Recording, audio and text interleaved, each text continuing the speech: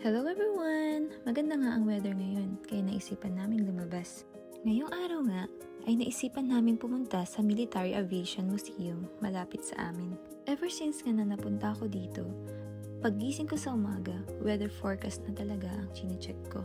Dumaan nga muna kami ng McDo niyan para may kainin kami. Itong museum na to, open siya sa mga public visitors. Yung mga eroplano nga dito ay mula pa ng World War II.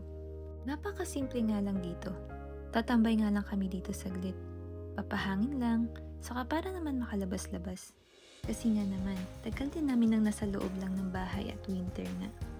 Pero ngayon nga, nag-start ng spring kaya medyo nagwa-warm na din. Pero wag kayo, medyo malamig pa din ang breeze niyan.